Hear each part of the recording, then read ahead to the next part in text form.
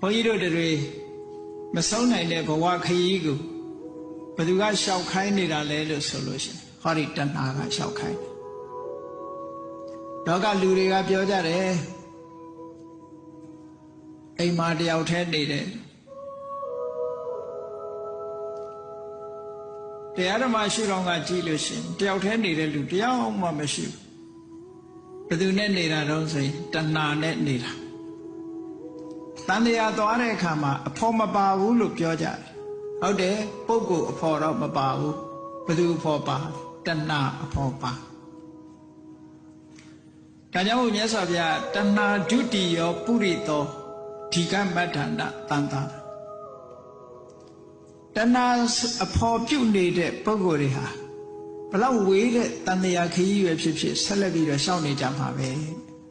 မယမနာခရီးသွားနေကြမယမနာခရီးသွားနေကြမယ်ရှည်လျားတဲ့ခရီးကြီးကိုရှောက်လန်းနေရတာဟာသူ့ကြောင့်ပဲမြတ်စွာဘုရားသခင်ကိုယ်တော်မြတ်တရားဓမ္မကျင့်လို့ဘုရားဖြစ်ရောက်တဲ့အခါမှာဥဒန်းကျူးတဲ့ဂါထာတစ်ခုအလုံးတရားနာပရိသတ်တွေကြားဖို့ကြတယ်မိမိတို့အိမ်မှာကိုးကွယ်ထားတဲ့ရုပ်ပွားဆင်းတုတော်ဘုန်းကြီးတွေပင့်ပြီးတော့အနေကစားတင်တယ်ဆိုတာလုပ်တယ်လေအဲ့ဒီအနေကစားတင်တဲ့ဂါထာတွေကိုရွတ်ဖတ်တဲ့အခါမှာအနေကဇာတိတန်တာရံတန္တာဝိတ္တံအနိဗ္ဗိတံတန်တရားခရီးကိုမရေမတွက်နိုင်လောက်အောင်များပြားတဲ့တန်တရားခရီးကြီးကိုသူရှောက်လန်းခဲ့ရတယ်ဘာဖြစ်လို့ရှောက်လန်းခဲ့ရတာတုံးဆိုအနိဗ္ဗိတဒီလိုခရီးသွားနေအောင်ဘယ်သူကနေပြီးတော့လမ်းပြလုပ်ပြီးတော့ဆွဲခေါ်နေတာလဲဆိုတာသိနိုင်တဲ့အသိဉာဏ်မရလို့တန်တရားခရီးရှောက်နေရတာတဲ့ဘယ်သူကနေပြီးတော့ဘဝတွေကိုတိဆောက်နေတယ်လဲလက်တွေကိုလိုက်ရှာလို့မတွေ့လို့တန်တရားခရီးရှောက်လန်းနေတာကဟကာရံခဝေတံတောဒုက္ခဇာတိပုဏ္ဏခန္ဓာအင်ကြီးကိုဆောက်လုပ်နေတာဘယ်သူလဲလို့မေးလိုက်တဲ့အခါတဏှာဟာလက်တယ်ပဲဒါကြောင့်မို့သူ့ကိုဆောက်လုပ်ရေးသမားပေါ့ကဟကာရအိမ်ဆောက်လုပ်သူဆိုတဲ့နာမည်နဲ့မြတ်စွာဘုရားဟောတယ်ဘာဖြစ်လို့သူ့ကိုရှာရတယ်လဲလို့ဆိုလို့ရှိရင်ဒုက္ခဇာတိပုဏ္ဏတန်တရားထဲမှာတဘွားကနေတဘွားထပ်တလဲလဲဖြစ်နေရတာဒုက္ခရောက်လို့တဲ့လူတွေကတော့ဒုက္ခရောက်တယ်လို့မထင်ကြဘူးလူတွေရဲ့အမြင်နဲ့တာမန်လူတွေရဲ့အမြင်နဲ့ဘုရားအလောင်းတွေရဲ့အမြင်အလွန်ကွာခြားဘုရားအလောင်းတွေကတော့ဘဝကိုဒုက္ခရောက်တယ်လို့အမြဲတမ်းကြည့်ဘယ်လိုဒုက္ခရောက်တာတုံးလို့ဆိုဘုရားအလောင်းတွေကဘဝကိုသုံးသပ်တဲ့အခါမှာပဋိစ္စသမုပ္ပါဒ်နဲ့ဆင်ញင်သုံးသပ်ပြီးဆိုလို့ရှိရင်မျက်မှောက်လက်တွေ့အခြေအနေတရားကိုရှေ့တန်းတင်ပြီးတော့ဆင်ញင်တယ်ကိစ္ဆာဝတ္တယံလောကောအပ္ပန္နောလောကဆိုတာတတ္တလောကကြီးကိုပြောတာ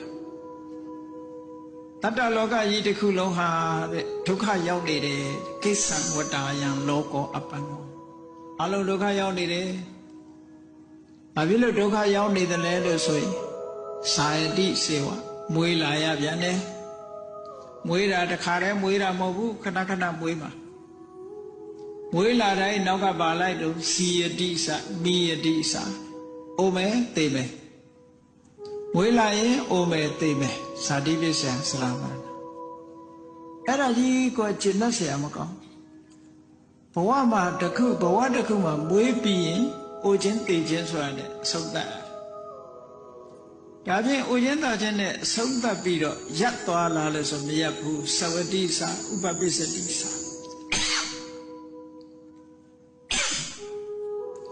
တဘဝကနေနောက်တဘဝတစ်ခုပြောင်းအောင်မယ်ဝေးလာလိုက်အောင်မယ်ဖြစ်အောင်မယ်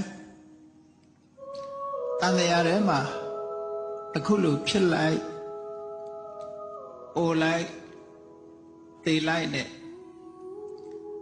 ဒီလိုသွားနေရတာကြီးอ่ะအမှန်တမ်းစိတ်ပြည့်စရာကောင်းစိတ်ပြည့်စရာကောင်းလောကလူတွေကပျော်စရာလေးတွေကြည့်ပြီးတော့ပျော်စရာလို့ဘဝကြီးကပျော်စရာလို့သတ်မှတ်နေကြတာနှစ်တလေးကူးပြီးဆိုရင်ပျော်ကြတယ်လေ Happy New Year ဝင်းနေရောက်ရင်လည်း Happy Birthday ဆိုပျော်ကြပြန်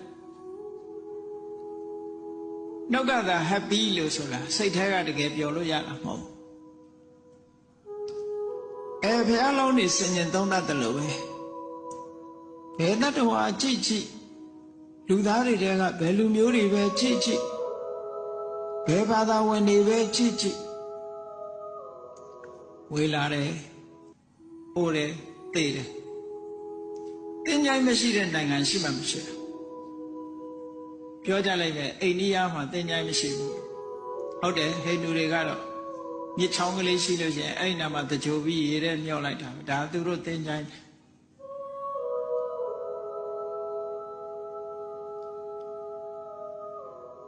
လောကလူတွေဟာဝေးလာပြီးတော့အိုပြီးတေချာရာကြည့်တယ်အဲ့ဒါကိုကဘဝဆိုတာကျင့်တတ်เสียမကောင်းဘူးလို့ကျင့်တတ်เสียမကောင်းတဲ့ဘက်ကကြည့်တာဒါဖြင့်ဘဝဟာကျင့်တတ်เสียကောင်းတာတွေရောရှိသလားဆိုရှိပါတယ်ရှိလို့ပဲလူတွေကပြောနေကြတာပေါ့ဘဝရထားလို့ရှိရင်မျက်စိကလှတာပတာတွေမြင်ပြီးတော့စိတ်ထဲကချမ်းသာမှုတွေရတယ်နားကကိုကြိုက်တဲ့အတန်လေးကြားရရင်စိတ်ချမ်းသာမှုတွေရကြတယ်နှာခေါင်းကမွေးကြိုင်တဲ့အနံကလေးရှူရရင်လျှာကကောင်းတဲ့အရာသာလေးစားရရင်ခန္ဓာကိုယ်ကအထီးတွေ့ကောင်းတာလေးထီးတွေ့ရတယ်စိတ်ထဲကကောင်းတဲ့အတွေးလေးတွေတွေးရလို့ရှိရင်ပျော်တာပဲပေါ့အဲ့ဒီပျော်ရွှင်မှုလေးတွေပေါ်မှာလူတွေဟာตายာပြီးတော့နေကြတယ်ဒါဘဝရဲ့ตายာပဲထာဝရตายာလို့ရလာလို့ဆိုမရဘူးตายာမှုတည်တခဏမျှတာဖြစ်တယ်မတမအချိန်တိုတောင်းတယ်အချိန်တိုတောင်းတော့လေလူတွေဟာตายာမြဲตายာနေတယ်ဘယ်သူကြောင့်ตายာလာလဲဆိုဟောဒီဘဝတဏှာကြောင့်ตายာကျင့်တတ်တယ်ဘလောက်ပဲဘဝကြီးဟာဒုက္ခရောက်ရောက်မျက်ရည်တုပ်ပြီးတော့ပြုံးတော့တာပဲလူတွေနော်မျက်ရည်တော့ကြလိုက်တာပဲငိုလိုက်တာပဲပြီးရင်တော့ပြုံးသွားပြီကလေးလေးတွေနဲ့အမတန်တူတယ်မိဘလောက်တဲ့လူကကလေးလေးကိုဆုံးမလိုက်ရိုက်လိုက်လို့ရှိရင်တင်မားလေးပုတ်ပြီးတော့ပြင်မဲ့ရောက်တော့ရည်နေတယ်အဲ့ဒါလည်းပဲလောကလူသားတွေဟာဒီနားမျက်ရည်ကျပြီပဲလို့ဟိုနားကျတော့ပြုံးနေကြပြန်အဲ့ဒါကြောင့်မလို့တန်တရားဟာမဆုံးနိုင်ကြဘူးတဲ့ဘဝတဏှာရှိနေလို့တန်တရားမဆုံးနိုင်တာ